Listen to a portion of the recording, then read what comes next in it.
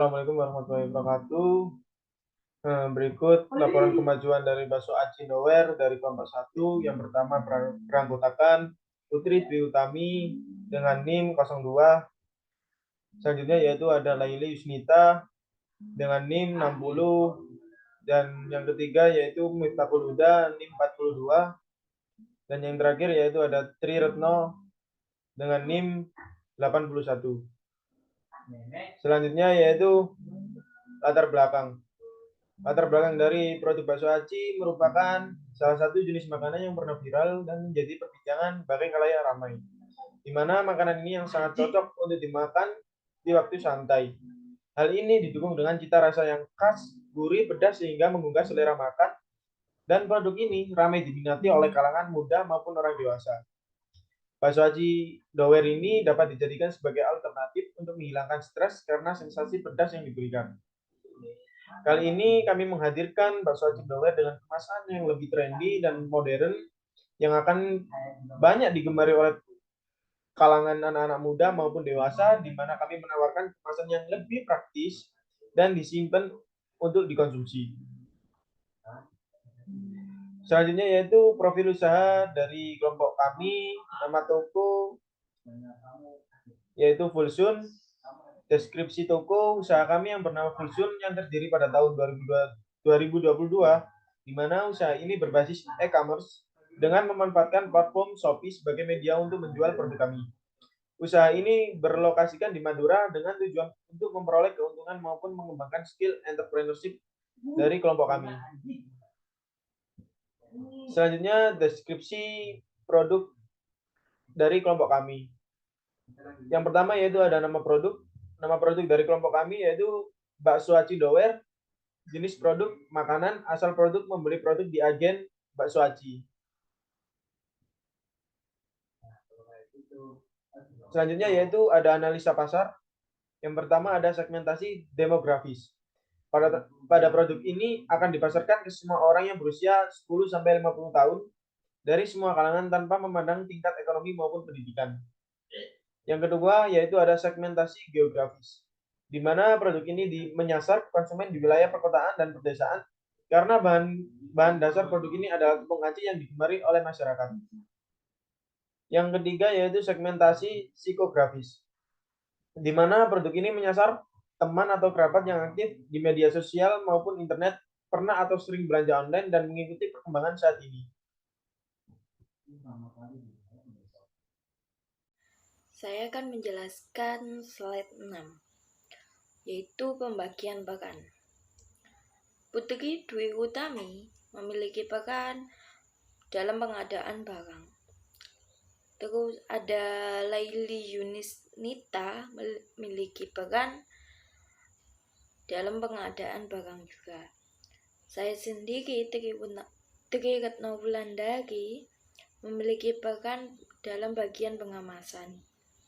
Terus ada juga Kak Miftahul Huda memiliki peran dalam bagian admin akun. Selanjutnya pada slide ke-7 yaitu dapat dilihat ada laporan keuangan.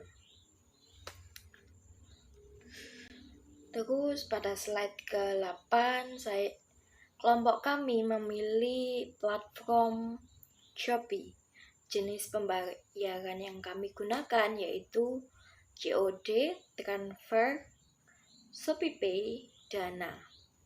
Dan jenis pengiriman yang kelompok kami gunakan yaitu JNE dan JNT. Selanjutnya pada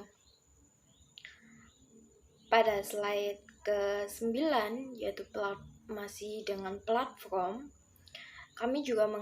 kelompok kami juga menggunakan platform Instagram yang dapat dilihat pada slide ke-9.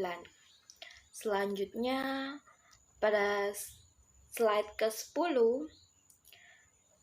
yaitu bukti-bukti dapat dilihat pada slide ke-10 itu adalah bukti-bukti promosi dari kelompok kami. Nah, selanjutnya untuk kelanjutan bisnis dari Bakso Aci, yang pertama adalah akun Shopee, di mana sekarang pengikutnya sebanyak 10 orang. Untuk reviewnya sebanyak 2. Nah, untuk Instagram sendiri sudah memiliki pengikut sebesar 15 orang. Untuk di WhatsApp reviewnya ada sebanyak 3.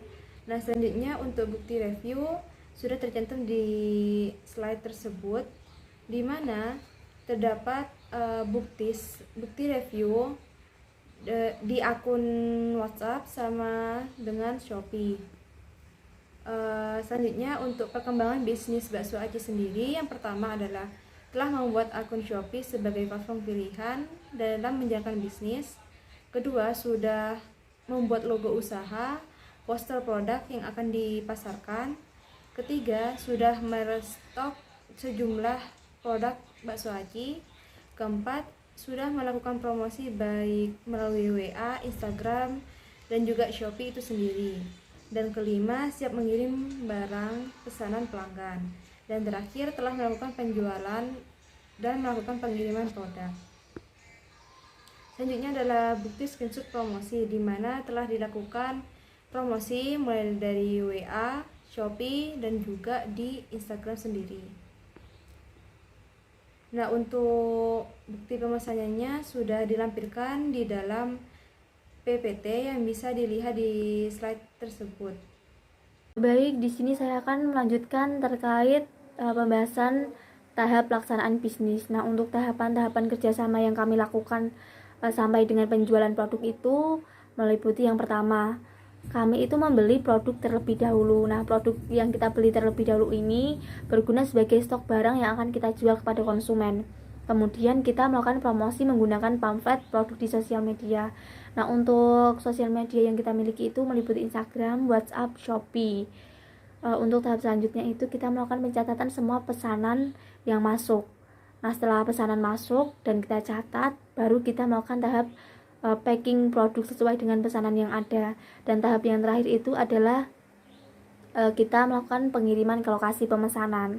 Kemudian terkait sistem kerjasama dengan mitra, skema kerjasama bisnis yang kami pilih ini adalah mitra pemasaran, di mana kami ini bertindak sebagai reseller dari salah satu distributor Bakso Aci. Kemudian terkait kiat sukses bisnis Bakso Aci menurut kami, yang pertama, kita belajar dari kesalahan. Yang kedua, kita belajar dari ahlinya. Yang ketiga, kita memiliki sikap kerja keras. Yang keempat, kita dapat membangun kerjasama tim yang baik. Yang kelima, kita dapat menumbuhkan jiwa entrepreneur. Yang keenam, kita fokus pada satu bisnis saja. Yang ketujuh, kita melihat peluang bisnis. Yang kedelapan, kita membuat perencanaan bisnis yang matang. Yang kesembilan, barulah kita bisa melakukan giat promosi di semua media sosial yang dimiliki secara konsisten. Kemudian terkait kendala di bisnis Bakso Aci kami, yang pertama, selera konsumen yang berubah-ubah. Tentunya konsumen memiliki minat yang tidak konstan, maksudnya tidak sama dari waktu ke waktunya. Jadi konsumen itu bisa berubah seleranya. Nah, dari perubahan selera ini menjadi kendala besar bagi bisnis Bakso Aci kami. Yang kedua itu kesulitan membangun relasi. Kemudian adanya kompetitor dan perang harga. Nah, kompetitor ini tentunya sering muncul dari waktu ke waktu, baik itu kompetitor yang sudah lama maupun kompetitor yang baru masuk ke dalam dunia bisnis Bakso Aci ini. Kemudian yang keempat adalah kendala terkait masalah keuangan.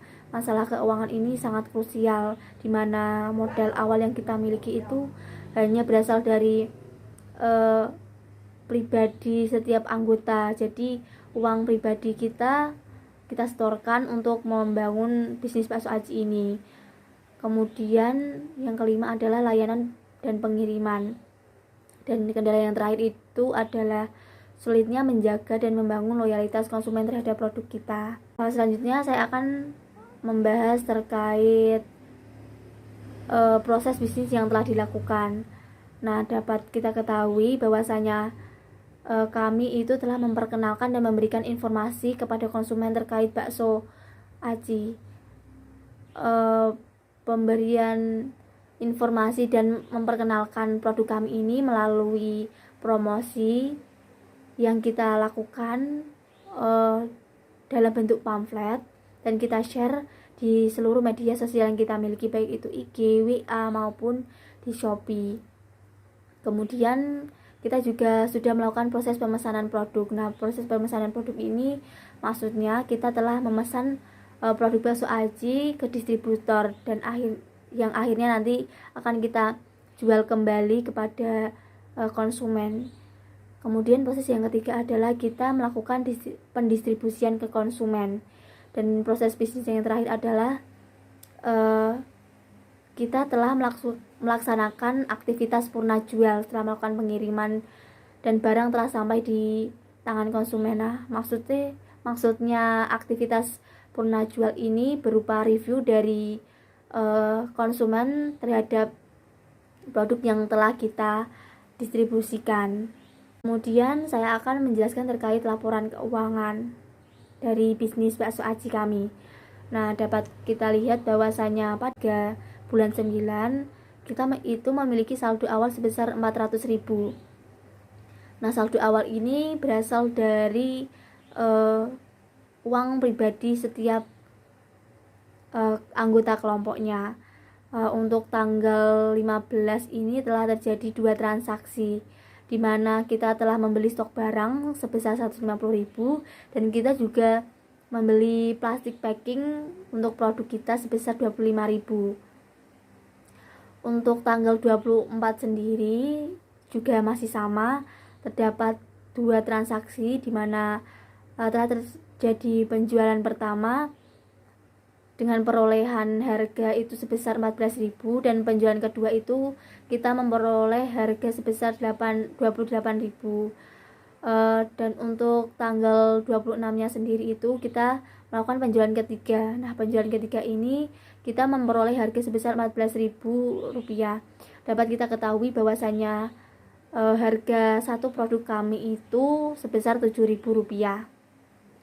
Kemudian untuk tanggal 30 bulan 9 kita melakukan pembelian stok barang lagi sebesar 100.000. Kemudian untuk tanggal 1 bulan 10-nya kita kembali lagi membeli plastik packing. Jadi karena stok yang saat awal kita membeli di tanggal 15 itu sudah habis, jadi mau tidak mau karena masih terdapat beberapa pemesanan dari konsumen, kita melakukan restock barang dagangan kita. Nah, untuk total harga pembelian plastik packing ini sebesar Rp20.000.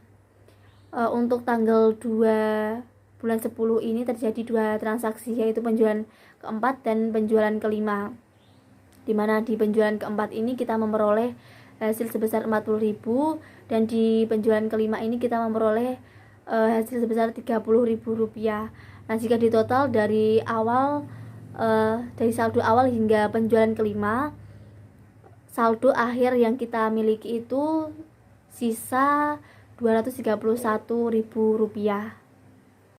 Baik, sekian presentasi dari kelompok kami. Kurang lebihnya saya mohon maaf. Yang sebesar-besarnya saya akhiri. Wassalamualaikum warahmatullahi wabarakatuh.